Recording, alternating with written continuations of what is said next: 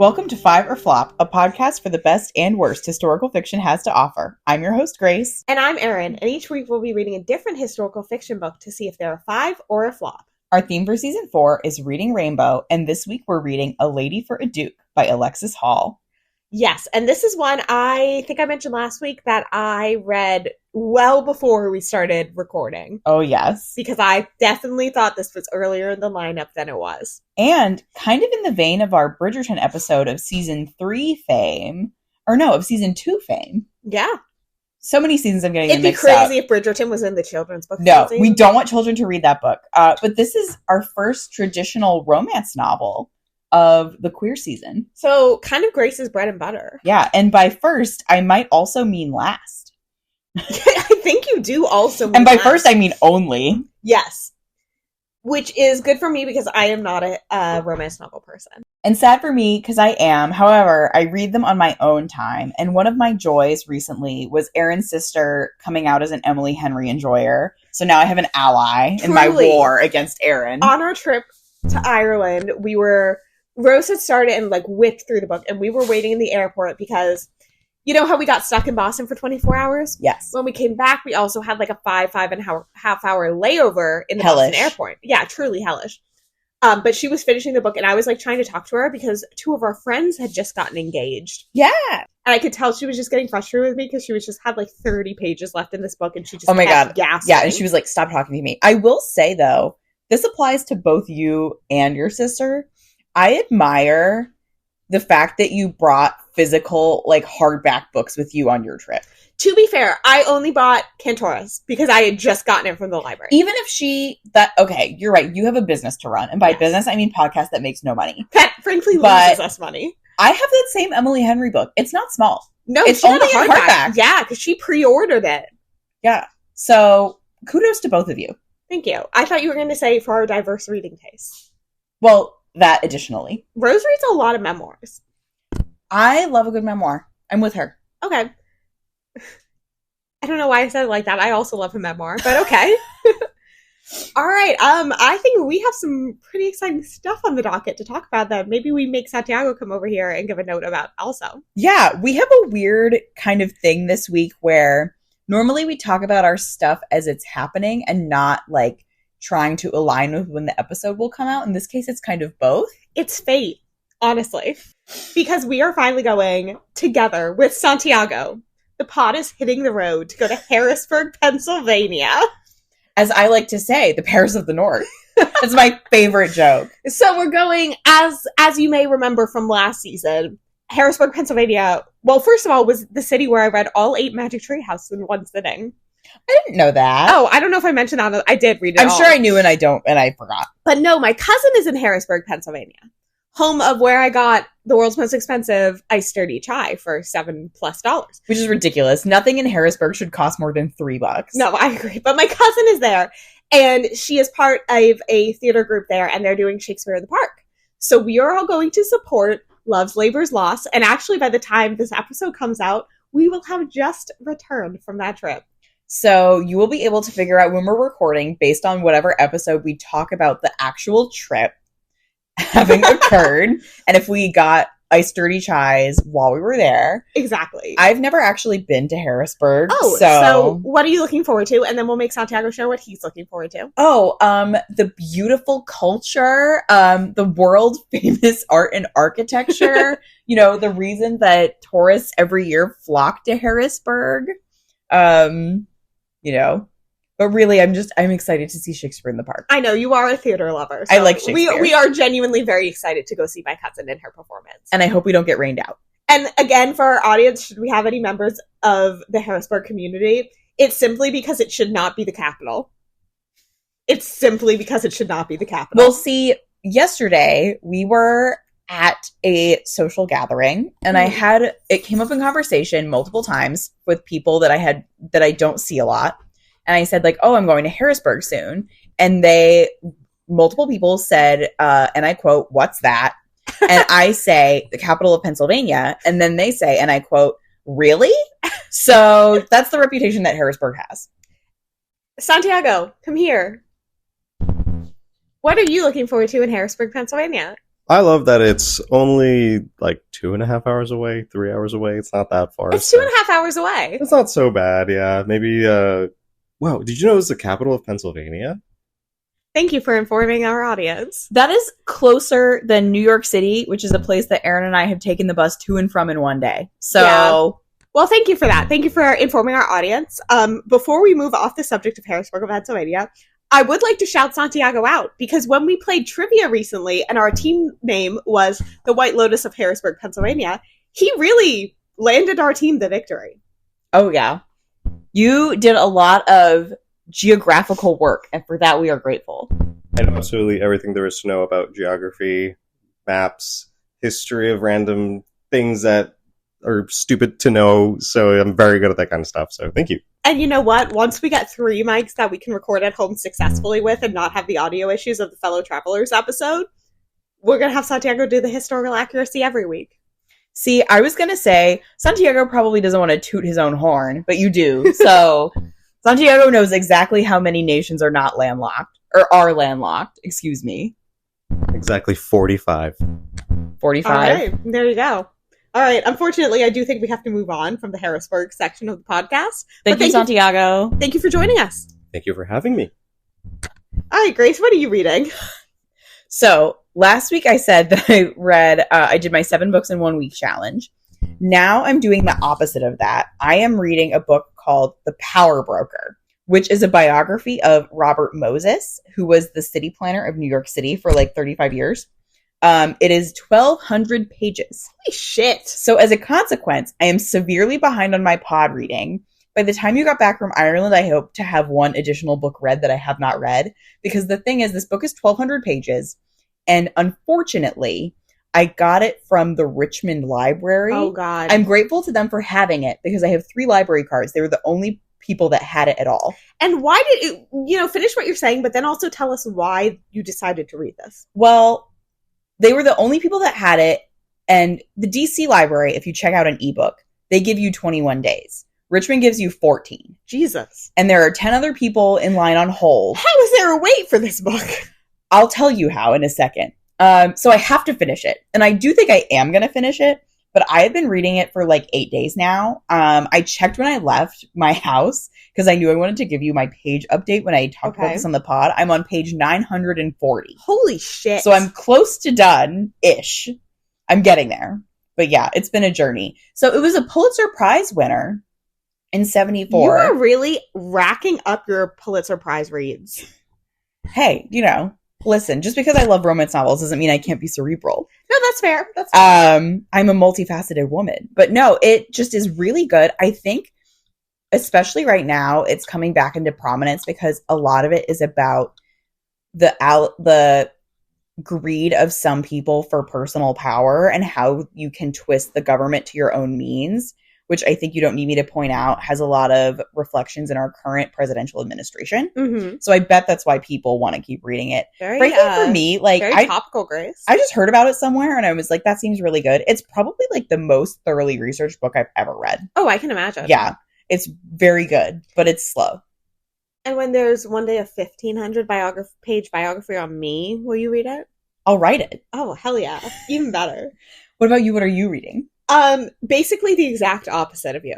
So, in terms of positive transit experience reads, I read, oh my god, I actually have to talk about 2 things because I completely fucking forgot to talk about something last week that I read. What? Let me finish with the one I was talking about and then I'll go back because they're actually all transit reads for me. But I read the book Everyone in My Family Has Killed Someone. I have heard of that. It was really good. I read that on the plane back from Ireland. And I read it in like 1 sitting. I thought it was really good. It's basically like... Oh, Flynn's scratching herself. It's going to pick up on the microphones. It's basically like the narrator used to write how-to guides on writing like crime novels, mystery novels. And then his family is involved in like this whole murder thing. So it's supposed to be like, quote, like nonfiction, but obviously it is. Oh. And so now I'm audiobook listening to the sequel, which I have the title pulled up because I don't remember it. Everyone on this train is a suspect. And he is at a like crime thriller writers convention that takes place on a train. Actually, I've heard of those books, but I've never really considered them that much. That makes them way more interesting to me because I feel like the true crime kind of framing of that makes that way more interesting to me. Oh, I love it. And it's still framed as like it follows like the classic rules of like murder mystery novels. Like it's really interesting. I like it. I'm having fun with it. Fun. First one got a 5 stars from me. Ooh. I also forgot to mention my other transit read, which was the trains between Galway and Dublin. I read The Enigma Game. Part of the Codename Verity cycle. Of course. Is it Codename Verity cycle? I don't know. Part of that group. The series by Elizabeth Ween. And I'm doing her suggested reading order. So she suggests reading that one first. So when I read them, I can't read Enigma Game next because we're doing it in different orders. Yes, except for Codename Verity, which is never the first one in any of the orders. Yeah, so we've already permanently messed it up. Man, I can't believe I almost forgot to talk about this one. Yeah, I didn't even have this on the script. I did not like it as much. It definitely kind of like Codename Verity for me. Codename Verity I liked the whole time, but it got better towards the end. Mm-hmm. I felt the same about the Enigma Game. Okay. I thought it got better towards the end. Because Elizabeth Ween knows how to utilize a twist. And I really liked when Queenie made an appearance in this book. And also it focused, one of the main characters was her brother, Jamie. Wait, Queenie appeared in the Enigma Game? Yeah, because one of the main characters was her brother. Okay. And it like talked about like how she got her nickname Queenie. I really liked it. Oh. And her brother had like all of his fingers and toes amputated though. I feel like I remember that. Because they visited him in the hospital. Yeah, and then he couldn't fly. Yes. But they talk about like how that happened and all of that. So it was really good.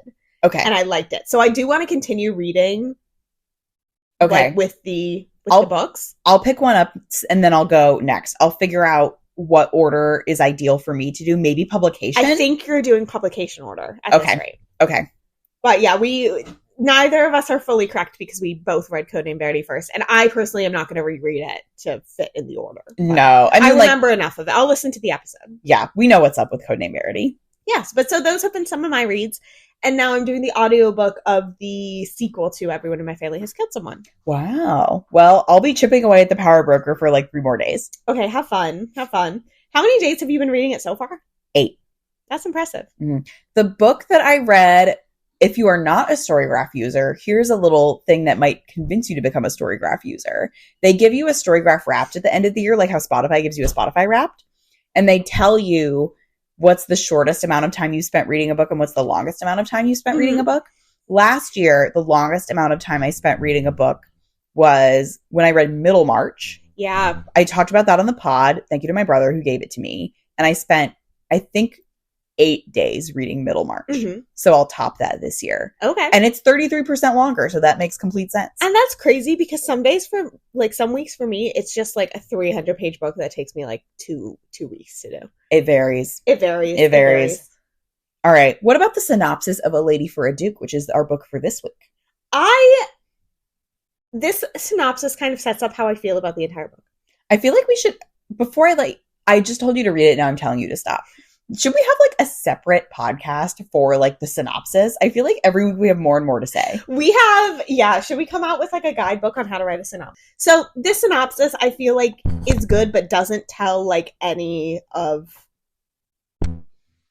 we'll go into it because I feel like a lot of things get resolved way too quickly in this book. Interesting. And I think this synopsis only talks about the stuff that gets resolved way too quickly and then nothing else. When Viola Carroll was presumed dead at Waterloo, she took the opportunity to live at last as herself. Love that opening line. But freedom does not come without a price, and Viola paid hers with the loss of her wealth, her title, and her closest companion, Justin de Vere, the Duke of Gracewood. Only when their families reconnect, years after the war, does Viola learn how deep the loss truly was. Shattered without her, Gracewood has retreated so far into grief that Viola barely recognizes her old friend in the lonely, brooding man he has become. As Viola strives to bring Gracewood back to himself, fresh desires give new names to old feelings. Feelings that would have been impossible once and may be impossible still, but which Viola cannot deny, even if they cost her everything, all over again. And I probably pronounced Viola 7 different times in that, but that's okay. We'll go back and forth probably between the way that we know it should be pronounced and the way that we think of it in our heads. It's okay. And you're right. For all of the gaps in that synopsis, there are some real good one-liners in there. And I have such a point to make once we get to the discussion. But for now, let's talk about the author. Let's do it. So Alexis Hall, before I start with anything else, they use and accept any and all pronouns.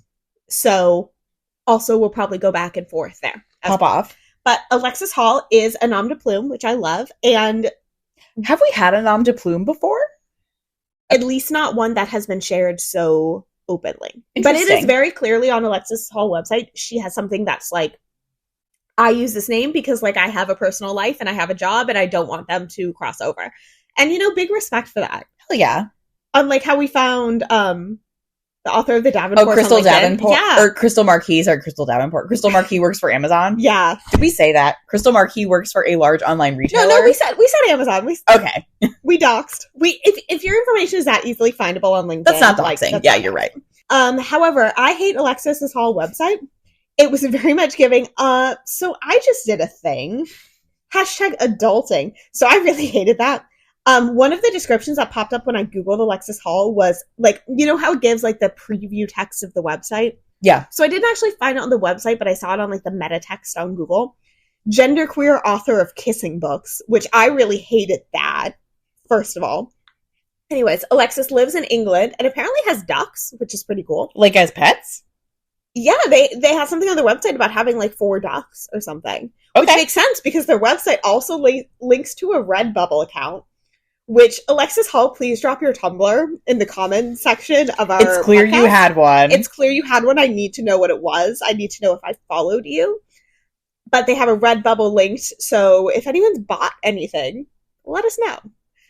They also have a ton of books, which I just added a link to the script. Grace, have you read any of these, or are you familiar with any of these? I have not read any ones other than A Lady for a Duke, which I will say I've read a couple years ago and then reread for this podcast. Mm-hmm. I briefly owned a copy of Boyfriend Material that I got out of a little free library, and then finally I kind of just decided I wasn't going to read it and put it back.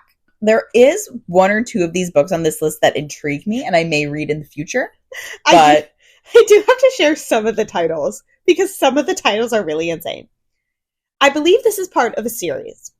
How to Bang a Billionaire, How to Blow It with a Billionaire, How to Belong with a Billionaire. I assume it goes in that order. I don't know. I bet it does. There, Boyfriend Material, there's also like Husband Material, you know, that's a grunt. There's something called Glitterland. And then what was there? Oh. Gay Bought by the Billionaire? Yes, Gay Bought by the Billionaire. Which, unfortunately for our audience, I don't think has been released yet, so you have to wait for that. It's to be confirmed. I have to imagine it is releasing it is being serialized exclusively for her newsletter subscribers and will be published in full at a later date. That's probably free, the newsletter. Honestly, should we subscribe to the newsletter? I'm subscribed to several author newsletters, so I can add one more. I have to assume that is some take of I woke up and put my messy hair in a bun and found out my mom sold me to One Direction. That's what that title gives me. Well, and that's a classic for a reason. But yes, I have not read any of these others. It does not seem like Alexis Hall is my typical genre. No, I would not say. However, I could definitely see you picking up and enjoying a couple of these. Mm-hmm. And we did rattle off a lot of contemporary sounding romance titles. For example, How to Bang a Billionaire. There are some other historicals, and there's also some romantasy type books. Yes. I know that Erin does not love the word romantasy because you said that verbatim to me like an hour ago. Literally when I pulled up the website to show you and I said, wow, I really hate that word. But yeah, so it does seem like they have a mix of contemporary, historical, fantasy, all of that. Even just like looking at the covers, I would imagine that is the case. Mm-hmm. And actually, I would like to add, not to step on your research toes, this is something that I was independently interested in. Okay. So when I read this book, my copy of it had a sequel tease in the back. Oh. And I went to go look it up because I was like, where's the sequel to this book? It came out forever ago. There's no sequel. Apparently, Alexis Hall has like severed ties with the publisher that published Lady for a Duke because they felt they were not giving adequate support to their LGBT plus authors. So now the sequel's dead. Oh, interesting. I did not look that up at all. Yeah, well, I guess the ebooks or like the new copies of the book just don't have the sequel tease in the back. Yeah, I didn't see that. If you know there's no sequel, you would take that page out. But mine was like, stay tuned for the book 2 about like 2 of the side characters. Oh, that's fascinating. Yeah. So. Oh, interesting. Okay, well, there you go. Yeah. All right. Disclaimer. Our judgments can be based on the book and characters within the book rather than any real historical figures they may have been based on, and spoilers ahead. All right. Erin, since you read this so long ago, Jesus what Christ. jumps out at you the most that you remember? So I really referred back to my notes here for a lot of it, and it did remind me of a lot of things. Much to talk about. But yes, I fucked up reading this so long ago. I know that. So we're going to do our best here. This might be a shorter episode, and then we always say that, and it's always like a 2-hour-long episode. Yeah. I have a lot to say. This book, I thought, has probably one of the best premises of all of our books this season. The promise is so, like, and you probably are like, Grace, you meant to say premise. No, this book has such good promise, and it doesn't fully deliver. I almost interrupted you to say, did you mean premise? No, I agree with you, though. It has both. It's like, it is set up so, I love the concept of it. I love it. Yeah, and just to clarify from the synopsis, so our main character is Viola. Viola was born a man. Mm-hmm. She was born a Marquis and took the opportunity when they were assumed dead at Waterloo to like kill off their male persona and live life as a woman. And Gracewood is Viola's best friend who thinks that she / what he knows is a man mm-hmm. is dead. And then they cross paths again. Gracewood doesn't recognize her at first, and then falling in love ensues. And what a great idea. What a great idea. Except it comes out so, it's like a 400-something page book. It comes out so early, like Viola's whole backstory. And then Gracewood just it's just very forgiving. It takes him like 2 pages. Obviously, he would be upset and hurt by all of this, even if... And also just confused. Yeah. And even if it was just like, not Regency area stereotypes, and he was like accepting of Viola being transgender, he still would have been hurt and confused by his best friend, Yeah. Not telling him he was alive. We have a lot of similar picky problems with this, and none of them really have to do with the handling of Viola as a transgender character in the Regency. No, I thought Viola was a great character. We're happy to also have a little bit of like suspension of disbelief. Oh, yeah. Like, we don't have a problem with that. But the thing is, like, when Gracewood finds out that Viola is his dead friend and who is living now as a woman, he is mad, like, and gets in her face like immediately as a knee-jerk reaction. And then after, when they're separated, he's like, oh, like, I shouldn't have done that. Like, I was so awful. And in your head, you're like, you have the right to feel how you feel. Like, your friend didn't tell you that they were alive. It was never an attack on her gender, on her being transgender. And the attack, like, him getting upset never came at, like, that level, which is good because I don't want to read that. No. But it was very valid, like, how could you not tell me? Mm-hmm. And I'm like, no, he's kind of right for getting upset about that. Yeah. And I think another thing you mentioned, this is not a short book. It's long. And that happens so quickly. Especially for a romance novel. It's long. And I wrote here, there are a lot of people who are very firm about a romance novel should never be longer than 350 pages. Should never be. I don't agree with that. I think if you can justify it, you can take however many pages you want. Mm-hmm. However, I think that this book, especially in the final third, got repetitive, and it was not dealing with its most interesting issues. No, it got to the point where, like, the major conflict became about Gracewood's sister. Yeah, well, the weird, like, kind of twist at the end of the book is the sister gets kidnapped. Yeah, and I think that my biggest issue with this book is about the conflict.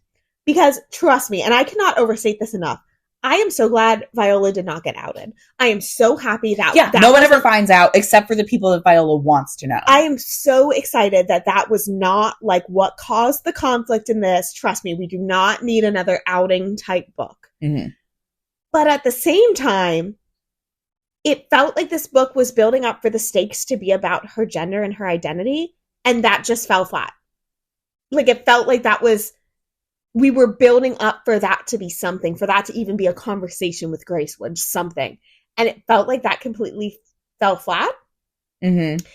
And was turned into more of like Pull at the Stars was about, I use this as an example because the queerness was there, but it wasn't central to the conflict, you know? Yeah. And that's kind of what this turned into to me in a way. If that makes sense. Mm-hmm. Because it was so much, and I know you're going to say this like 1,000 times more eloquently than me in like 2 minutes, so just like let me ramble here. It starts out as her internal conflict of like how to tell Gracewood this, all of that back and forth. And then that just kind of goes away, and then the conflict becomes about his sister. Yeah.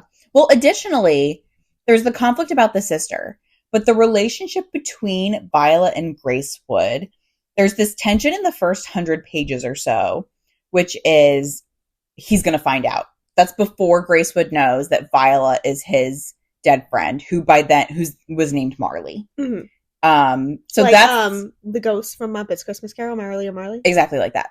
So that was the tension in the first 100 pages or so. Like you said, once he finds out, that gets wrapped up pretty quickly. And then the tension between them becomes Gracewood wants them to be in a romantic relationship. And Violet is like, but society, you know, because she's a transgender woman. Obviously, she knows all the like stuff that goes there and the problems with that. Yeah. She's like, we can never marry. I don't want to just be like your mistress or whatever. Valid points. But I don't like that becomes the conflict. I think it's a problem that he is so ready, like so in love and so ready so quickly.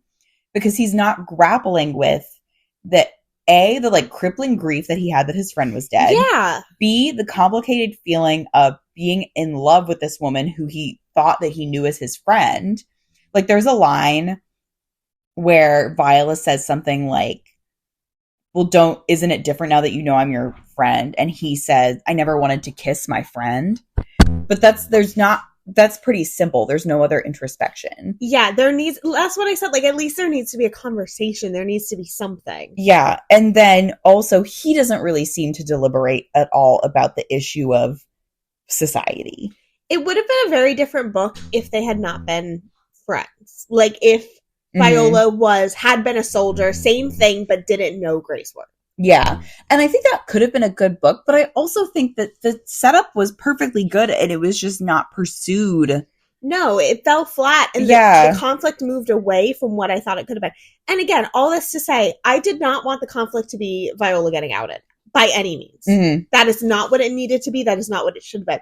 However, there are opportunities for a lot richer conversations between the characters that deal with a lot more complicated emotions. Yeah. So we agree, like the conflict of this book should have been internal. Mm-hmm. It should have been Gracewood and Viola learning to come together and reforming their relationship from what it was into something new now that Viola is living as her true self. But it became these external conflicts. It became Viola worrying about society. Yes, Flynn, thank you for agreeing with me. And it became the sister getting kidnapped. And those were the two things. Which was crazy out of left field about the sister. Was the sequel supposed to be about the sister? No, the sequel was supposed to be about okay, you remember, so there was the like evil like Duke that did the kidnapping, but he only did it because his evil friend put him up to it. Yeah. It was about the evil friend. Oh. And I'm like, frankly, that guy did not seem super redeemable to me. So I don't know what Alexis Hall's plan was for that. Yeah, I would have seen like one about the sister. Yeah. I bet it was probably planned to be like a trilogy. Kind of like how the henna artist, the next one was about the sister, and then the next one was about the boy. That boy. Yeah. Yeah. I bet the sister was going to be like the culmination of the trilogy, because then there was a tease that the sister was a lesbian. Yeah. And that did not go well for her, which I guess we would learn more about later in the theoretical book that we didn't get. I know, exactly. But yeah. So I do think I had a more positive relationship to this book than you, but I think overall we kind of align. I just know I'm always going to be more critical of romance just because I don't really like the genre. Mm-hmm. But I think we do kind of align in what we're criticizing about it. Yeah, well, our central thesis for this book is great idea, not amazing execution. No, I thought it was weak in execution. I loved that. I was so excited to read this one, even though it was romance, because I'm like, wow, this is such a great idea. And then the conflict like had nothing to do with them like with the premise at all. No, it just was so out of left field, and I it could have been so strong dealing with those emotions of, and I didn't need Gracewood to feed into society and be like, oh, but you're not a woman, or like any of that shit. I didn't want that shit, frankly. I like a happy book, but he still has to come to terms with this was his friend who he thought was dead, who he grieved and mourned, to find out that they were alive and like didn't come to him. And we specifically, when we were compiling our list of possible books to put on the season, because I'm so steeped in the romance world, I had a lot of queer historical romance on this list. And we decided we probably shouldn't have more than one, especially because the research would get pretty repetitive. Like a lot of these aren't, like we'll hear later, a lot of these aren't super steeped in the history so much as just like the set dressing of the time period. And again, like most of them are England. Like we don't want to double up too much on the same time period. We started with our initial list. We had a lot of England. Yeah. And so we cut down on the England and we cut down on the romance. So this is the one that we settled on as our example because we were so intrigued by the idea of the trans heroine. And I have a lot of things on here that I want to talk about that I really do like. And again, the continuation of the fact that it is happy and Gracewood is accepting is a good thing. Like we enjoyed that element of it. I loved that. But the conflict wasn't internal enough, especially for a romance novel. The point of it is that it's about the emotions between two people. And clearly these two characters are set up to have a lot of emotions. And for him to not have any problems with immediately wanting to fall in love with his friend who he thought was dead just is not making the best use of the setup. Agreed. I completely agree. I knew you'd say it all more eloquently than me. I think we said it pretty equally eloquently this time. And I'll add in here, let's talk about the ending. Okay. So towards the latter half, they do begin a romantic relationship, Gracewood and Viola. And initially, Gracewood's like, let's get married. And Viola is like, how the hell do you think we're supposed to do that? Which, to be fair, super valid point. Yeah. You know? Like, I know that they don't have, like, social security numbers and birth certificates and stuff, but she's still a person that, like, didn't exist before. Yeah. So, she's like, I don't want to be your mistress. Eventually, she's just like, actually, that's fine with me. Yeah. Like, no problem. I'll be your mistress. So then that kind of gets set to one side. It mainly has to do with the sister and her kidnapping stuff for a while. We really just keep saying that without providing any context. We don't need context. A guy wants to marry her for her money. That's just kind of it. And then it's like, oh, if she's with me, then therefore she's ruined and therefore you want her to marry me. You know, that's all you need to know. But then obviously there's a lot of heightened emotion, a lot of worrying, you know, blah, blah, blah. And then Gracewood just realizes, he's like, you know what? I'm a duke. I'm really rich and powerful, and no one can tell me that I can't do something. So we are going to get married. And I really loved that for him. Yeah. And then Viola is like, well, we can't have children, and you're a duke and you need to have children. He's like, we'll just adopt children and tell people we had them. No, I really and I felt like that's what the internal conflict could have still resulted in. So I did like that. I do enjoy that. I feel like often in a romance novel, you get this weird pretending that like power and stuff doesn't exist. Yeah. Like in How to Bang a Billionaire. Like you like have, and in movies too, like you'll see like 50 Shades of Grey or whatever. Yeah. A girl is dating a rich guy. He wants to buy her a bunch of stuff. She's like, no, you can't. And it's like, girl, like let him. But the thing is that you didn't need an emotional journey for him to be like, I'm a duke, I can do whatever I want. No. That could have happened at any time. No. So I'm just like, does it ring true for my heart? Not really. I liked the epilogue where they had their kids because I thought it was cute. But I was just like, that's a nice thing to happen. But it doesn't function as an ending in the way that like the rest of the book didn't like result in the ending. They just kind of decided on it happening. Yeah. No, I agree with you. Yeah. I don't know. My other big critique that's not about the conflict in this, this was a dialogue-heavy book, which can be okay, which cannot be okay. For me, I had a note that I wish I had written down examples because I read this so long ago, but it feels like the author spent 5 minutes on plot and the rest on trying to put wordplay in the dialogue. Yeah. Yeah. Well, there was another character who I actually adored, but I think she was a little guilty of this, was the sister-in-law? The sister-in-law, yeah. I was just going to go on like a 10-minute explanation on who she was, and because you were just like, it's just the sister-in-law. Yeah. The sister-in-law was very fun, but she was a little sassy. Yeah. Like, she did give much. that a little bit. But I thought she was a really interesting character just because Viola was supposed to inherit this title. Mm-hmm. And because Viola has faked her own death, Viola's younger brother has inherited the title. And therefore, the sister-in-law is the super fancy, rich, titled lady. So then Viola is... it's technically her sister-in-law, and like the sister-in-law and the brother know. And they like give her money and yeah, she's almost like a lady in waiting. Yeah, a lady's companion. Yes. So she lives with them, and they're good characters. But yeah, there's, especially towards the last third is when I noticed it, there's a lot of circular talk. Okay, so we've talked a lot about the negative things that we agreed on. Mm-hmm. I have some positive things to say. You might not care about them, but I feel like I want to note them. I care always to hear what you have to say. Okay, Grace. You might not agree with them. Okay. I feel like this book, it missed from... it could have been like a knock out of the park hit.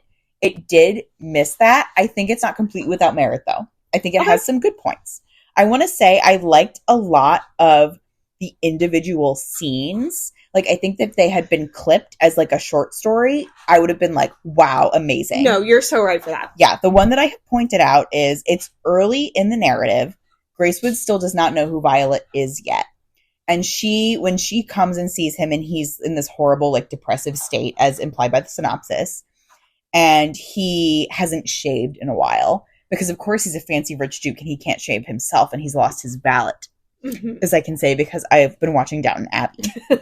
And so Viola says, well, then I'll shave you. Mm-hmm. And it's like a really intimate scene. Oh, I read this book so long ago, and I know exactly what scene. That scene was a good scene. It stands out because they have this, like, together, they have this connection, this intimacy, and she knows where it stems from, and he doesn't. Mm-hmm. And he's thinking, like, this is a woman and we're alone. This is really inappropriate, but somehow it feels right. Mm-hmm. Like, that's a great scene. And also, for this, I'm not going to give details because it's not important and I don't want to, but there is a sex scene. I thought you were going to say it's because our mothers listen to the pod. Well, that's also a reason. But it's really, frankly, not, like, the mechanics of the sex scene is not important here. Yes. There is a sex scene, and it is a fantastic sex scene because it furthers the plot. It furthers the emotional relationship of the characters. It's not solely for like sex sake. Yeah. You get so much out of this sex scene. It's like, it does one, like, you couldn't take it out. Alexis Hall, I would like to see your short story work. I would. I think, you know how people say it's good for creativity to, like, have limits? Like, you tell people to create something and then you tell them to take some of it away. Yeah. Kill your darlings. That's what they say. I think if someone made Alexis Hall kill their darlings, we would have much better work. Because the problem isn't the prose, which I feel like does a really good job of balancing between being old-timey and being fun to read. Yeah. It's not the individual, like, the characters is not the premise. It's just that there's too much. It's like the Davenports. There needs to be a whip-cracking editor. And we said Alexis Hall has tons of books. Maybe some of the other ones are stronger. This is one of the more recent ones, so I don't know. This, honestly, now that I've just said that, now that you just said that about the editors, it kind of strikes me like the Davenports. Like, I think some of our pod books are really, really phenomenal concepts and just need meaner editors. And frankly, that's why I should have, and just to preface, we're reading this, to preface, we're recording this after Cantorus, so I am on my second cocktail, so I'm a little babbling right now. Frankly, this is why I should have pursued a career in working in the publishing industry. So I could have been an editor because I can be really mean. As we've discussed people's qualities in our friend group to go on Survivor. Yes. And we're like, for example, Jen of 2 weeks ago fame, or Yes. like you would slay the physical challenges, but you're too nice. Mm-hmm. Meanwhile, I would do great at the game because I can be mean. But then, well, now you'd be good at the physical challenges because you've been on your solid core Soul Cycle grind. Okay, now that I have my solid core membership, that was back in season 3 when I couldn't get my membership. So we've come a long way. We've settled that plot line. But yeah, so I do think there were great things here, but it just was a little off the mark. Yeah, I think this, even we're well before getting to our star calculator, this is going to get a 5 for originality for me because I love the concept of it. Oh, whoa, spoilers. Okay, it's in our disclaimer. No, I love the concept of this book. This sounds mean. I wish I had read a better version of this book. Mm-hmm. Well, that's the reason this is the only book that I have read by Alexis Hall, because I heard about it and I was like, wow, that's a great idea. Yeah. And it didn't live up to it. And in my reread, I so wanted to think maybe on my revisit, I'll think differently. That wasn't the case. I thought in the beginning, I was like, I remember now that it's too slow for the amount of stuff that happens. Yeah, I didn't even talk about the pacing this episode. The pacing was out of whack, but yeah, it was just because the book was too long. The book was too long. The conflict was wrong. So, but I do love when conflict of a plot is not at the expense of someone being queer. Yeah, yeah. However, I can still do better. I think the 30 Names of Night is a really great example of that internal conflict related to one's identity. Yes, but not being at the expense of external conflict in the book. Mm-hmm. So kudos to the 30 Names of Night because I think they actually did a great job in that aspect of the book. So yeah, well, I don't want to give kudos to that book, but I will. No, but that's where it's due. Some of the thematic elements like that, but in comparison to this one, where I feel like it fell short. Okay, do we have more? Can we go to historical accuracy? Let's go. I don't have a ton because it is just, as you've said before, it's not really rooted in the history itself. It's more the setting. Like we said for Bridgerton. Which is totally fine, and I don't think we need to go into a lot. However, I do have a few things on the Battle of Waterloo, and then a couple more. Okay, I will add, I did enjoy that Alexis Hall could have had that happen at any battle at any point, and Alexis Hall decided to kill Viola at Waterloo. I find that amusing, and I'm happy that happened. Well, something I briefly skimmed in either an interview they were in somewhere on the website. I don't remember. I was doing this during work, and I did not have time to be doing this at work today. But they were basically saying that this was the biggest battle, and if it wasn't then, they would have had to wait to set this in World War I. Oh, because they were looking at the size of the battle. Hold your horses, Grace. Okay, sorry. So this was the final defeat of Napoleon after 20 years of war. Famously. The Duke of Wellington led to the defeat of Napoleon and eventually became the prime minister, which I thought was pretty cool. Duke of Wellington, of the beef fame? I hope so. And then this battle pretty much ushered in an era of peace until 1914. Oh, really? I want to say the Crimean War was 1850s, okay. But aside from that, and that was just I don't want to say it was only a couple years, but in terms of wars and lengths in Europe, different. It was different. So this is why it kind of had to be this one. This was their last big one until World War I, and then that would have completely changed the setting. Then it would have been Downton Abbey. Exactly. And as we know, this inspired the ABBA song. Yes. Waterloo. One of the best ABBA songs. One of my favorites, and also I think one of the best dance numbers in the Mamma Mia movies. Both of them. Yeah, I'll agree. So that's what I have on the Battle of Waterloo. That's fun. I don't think we needed a ton there, but no, people know what it is. I even when books are, the history itself is less important. I do like when they're centralized on one event. Yeah. It gives me a good time marker. I feel like Bridgerton is just kind of more general, Regency. Yeah, so this helps lock you in. I like having a time marker. But in terms of gender and sexuality in the Regency era, I just have a couple quick things I found from some Google searching.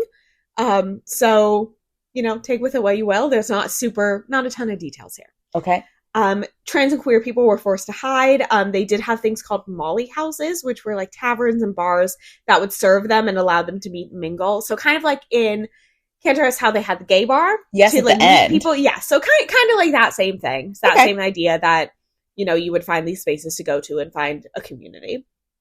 Not a ton of info on transgender people, but certainly they were around transgenderism is not a new thing. It has always existed. Yeah.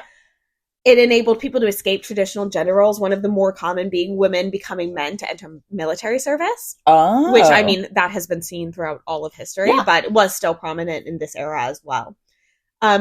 There were apparently several lesbian households in the town of Bath. I'm not sure if that's where this was set. Okay. That's where, if you remember the Pull of the Stars episode, we had the Dr. Kathleen, whose last name I can't remember. Yes. And she, when she was arrested for being an Irish nationalist, she got sent to Bath to do her doctoring there. There are also accounts of, quote, female husbands, which are accounts of women dressing as men in order to marry other women in the 1700s. That's very cute. And kind of the reverse of what we're seeing in this book. Except, obviously, dressing as men for a single occasion versus being a man. Forever. It's different, but I think interesting to note that this was one of the things that was kind of seen in the 1700s. And actually much of what is known about queerness in the Regency era does come from the diaries of Anne Lister. Yes. Who I know you have a personal interest in after watching Gentleman Jack. Yes, I did not remember the name, so thank you. And also mentioned in the Pull of the Stars episode, the other Emma Donoghue book that we considered for this season was her book called Learned by Heart, which focuses on Anne Lister and Anne Lister's first girlfriend. Yes. So you can read that if you're interested. So yeah, so I would definitely recommend looking into a lot of, there's a ton of media now, I feel like, about Anne Lister. Oh yeah. So I would recommend seeking that out. She's hip now. Yeah. I mean, I feel like she's probably always been hip, but... Well... All right, well, that's what I got for history. It's not a ton this week, but sometimes we have books where the history is not the most important element, which is fine. That's plenty. Thank you, Erin. Of course. And also, if you want anything more, you can probably just listen to the Bridgerton episode, and there you go. But let's get on to the star calculator. So for this season, our categories are historical accuracy, originality, characters, prose, and vibes. And Grace, do you want to go first? Sure. For historical accuracy, I will go ahead and give it a 3. I'm sure it is, but it's just not important here. I feel like it matters more for this book that it kind of follows historical romance convention more so than historical accuracy. I do enjoy the interpolation of the Battle of Waterloo, like I said, but otherwise kind of not important. Originality, I am going to go 5. I agree with you, Erin. Characters, I'm going to go 4, which seems high, and it is. I did like them all separately. The sister was a little bit much. The evil Duke I did not enjoy. I thought he was too evil. But like I liked the sister-in-law. I kind of liked the bumbling brother who became the Marquis, even though he didn't mean to. He only appeared very briefly, but I thought he was funny. I liked Gracewood. We didn't talk about this a lot, but he had his own like kind of grief and randomly like addiction journey that for a romance novel, obviously it wasn't central, but I felt like it was pretty well addressed for a romance novel. I agree. I also liked that he had Grace in his name. So I'll go 4 for that. Story, that's a 3. Gross. Unfortunately, I did not update my calculator correctly from the children's season. Prose still 3. Actually, no. Prose 4. I liked the prose. I felt like it supported a lot of the weaknesses in the story. However, vibes are 3. Because, unfortunately, even though I really wanted to like this book and I tried very hard, the repetitiveness of it and I think the misplaced source of conflict brought it down a peg. So that's a 3.8. I give this a 3.75 on Storygraph. That was what I gave it originally when I read it the first time. After this reread, that still holds true for me. So that's a fine. This is a fine book. Which, it could be worse, but I had high hopes.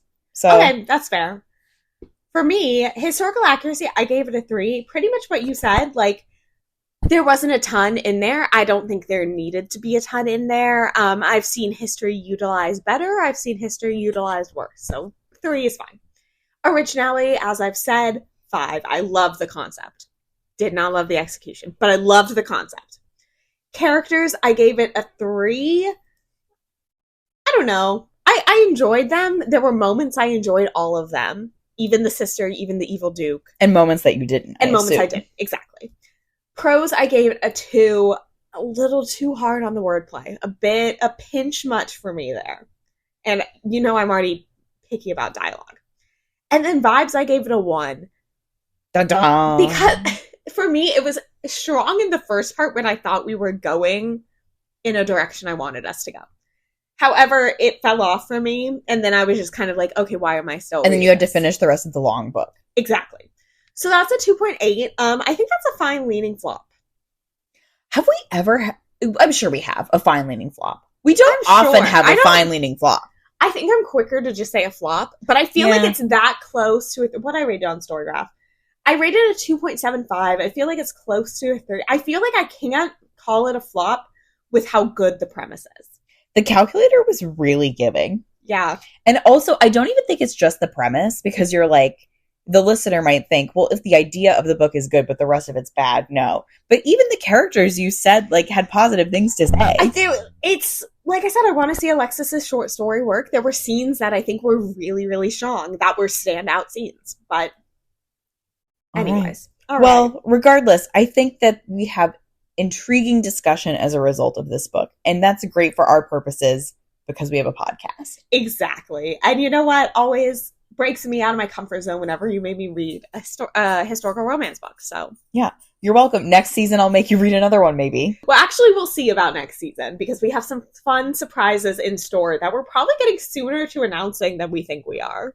Yeah, because like I said, after the 40 season book 3 or season 3, we're whipping through it. I'm like, this seems so quick. It does seem so quick. And with that quickness, what are we reading next week? We are reading Under the Udala Trees by Chinelo Okparanta. And this is exciting because we're returning to a country and kind of a time period. And, yeah. Part of a time period we've been to before in Nigeria. And also the theme of trees, which we have been to with the Third of the Drunken Tree. Many, many times. However, I think this, not to get ahead of myself, I think this symbolism works better for me in this one. But I don't know that I agree with you. All right, well, that's a fun teaser for next week. In the meantime, please follow our social medias, Instagram, Twitter, and TikTok at @fiverflop_pod. Also subscribe to our Storygraph reading challenge where you can put your rankings against our own, but I think you have to follow us to see our rankings, so make sure to do that too. And don't forget, if you think that there's anything else we should be reading, any historical romances that I can make Erin read perhaps, you can fill out the recommendation form in the bio of any of our social medias, or you can just send us an email at fiverfloppodcast@gmail.com. And until next time, Happy reading! bye!